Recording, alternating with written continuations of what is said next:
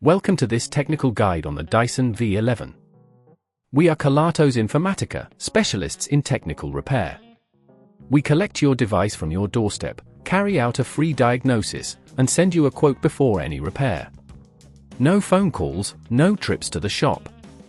We are based at Calle Joaquín María López 26, Madrid. Convenient, transparent and professional. Link in the description. If your Dyson V11 is making a funny noise, it could be a sign that the motor is failing. This can happen due to wear and tear over time, and if left untreated, it may lead to further damage or complete malfunction of your device. It's essential to address this issue promptly to ensure your vacuum continues to operate efficiently. For this repair, you will need a Phillips screwdriver, a flathead screwdriver, and a replacement motor compatible with the Dyson V11.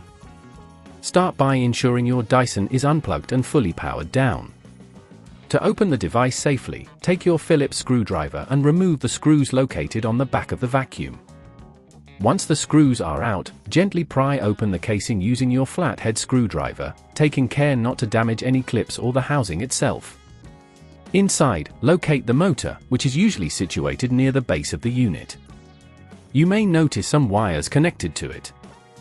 Carefully disconnect these wires, ensuring you remember where they connect for reassembly later. The next step is to remove the faulty motor.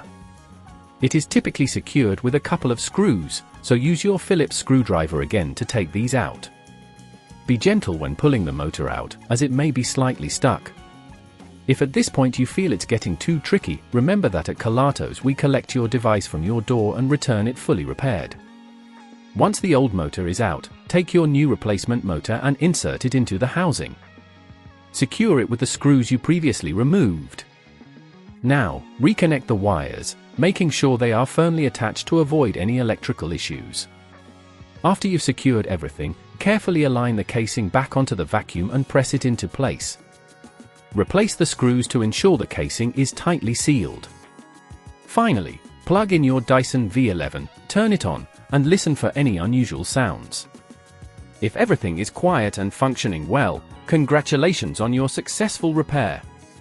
To prevent this issue from occurring again, regularly clean the filters and check for blockages in the vacuum.